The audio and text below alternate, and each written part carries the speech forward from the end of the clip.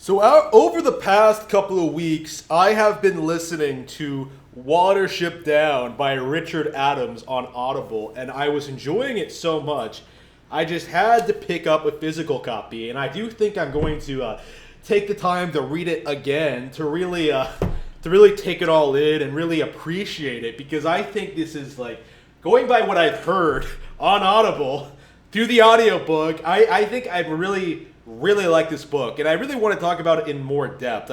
For certain I will, I think. But the big thing that I wanted to focus on now, well, okay, for those of you who aren't aware, Watership Down is a fantasy story featuring rabbits who go on an adventure through the woods, getting attacked and sort of like trying to build their next society, essentially, their next warren. They're like ordinary rabbits going on like a rabbit adventure. It's incredibly engaging, incredibly fun, very creative, and yet still very down to earth, very relatable, and very in tune with how rabbits actually act, even if they don't literally talk to each other in real life. It's really, really enjoyable, and one of the most surprising things about it is how it incorporates real-world rabbitry into like this interesting sort of overarching theme or idea, a higher concept, so to speak. And this is most prevalent in the fairy tale sections, I think, in which like the rabbit prince Alalela, I think that's how you say it, Alalela. Um, it's obvious in those fables that like the rabbits have their own kind of culture, their own history, their own like stories, their own legacies, and you sort of like get a feel for that culture in these segments where the rabbit prince, the prince of 1,000 enemies, sort of he's essentially a weird mix of like Bugs Bunny and Jesus Christ, in which like he's portrayed as this example of that all rabbits should follow, but he goes around like tricking all of his enemies, sort of like wandering around, getting into all these like misadventures, and it has this mythological feel to it, in which it explains the rabbits' culture and their history, and just who they are as like a collective of people, and it's very, very interesting, the kind of stuff they come up with and present here, and how they can subvert it in a very, very, I keep saying how the author, I need to get back in the habit of this, the author, Richard Adams sort of portrays it, sort of spins it around and subverts it in a very, very unexpected way. And I think the book's, my favorite segment in the book so far, this might actually change when I read it again. That's one of the reasons I bought the physical version, so I could study it more specifically. What the thing that stuck out to me the most was the cowslip warren segment, and how that's built up, how that's handled, and how that's resolved.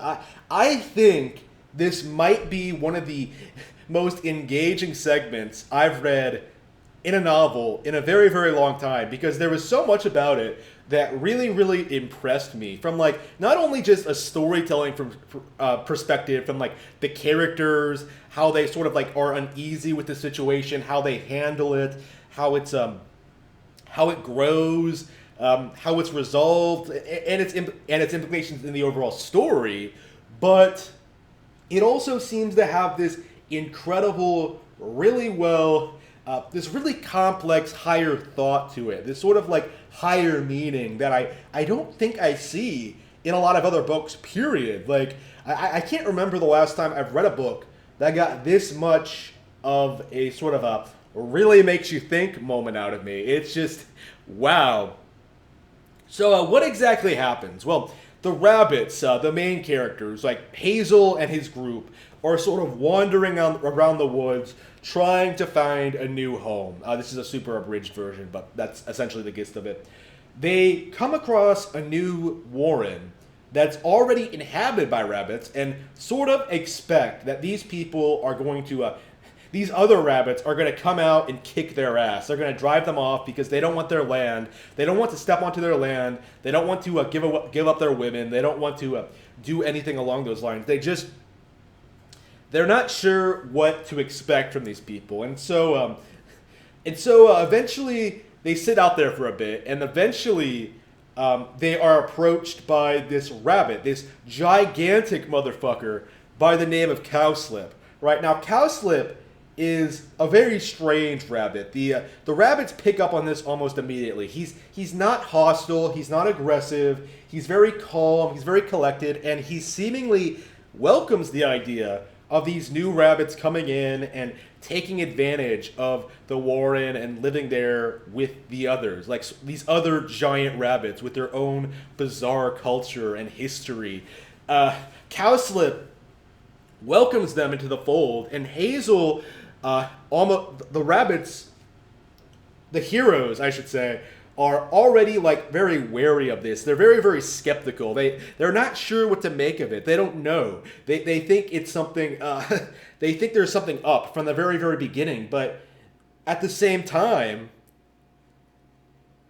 everything they know to fear and avoid, to hate, like the predators, the wilderness.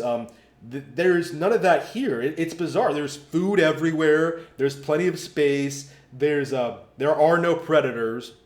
The local farmer comes around and shoots anything that tries to get at the rabbits. It seems almost like a rabbit utopia.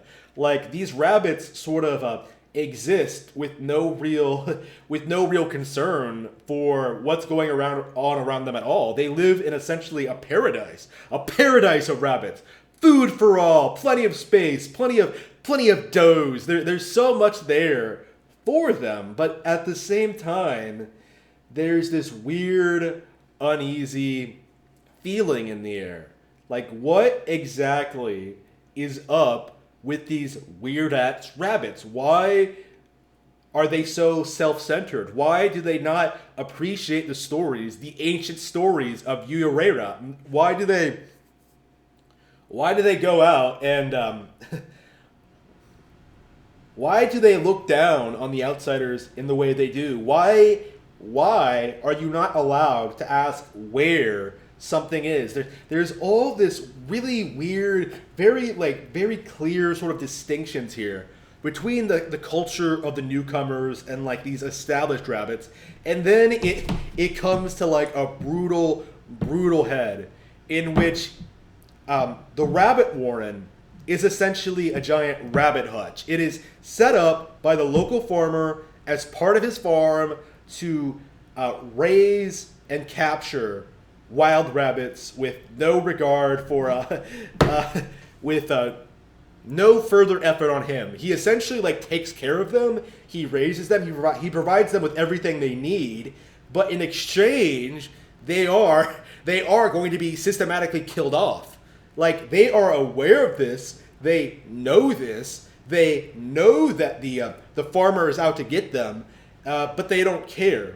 They're so comfortable with what they're doing, how they live, how they exist, with their station in life, that they're willing to give up their freedom in order to sort of live this artificial lifestyle where they sort of just stay, where they just sort of like don't live like normal rabbits should, essentially. They sort of, they're lazy, they grow to gargantuan sizes, they're not very strong, they don't know how to fight, they just sort of like eat and hang about and just, they don't really do anything.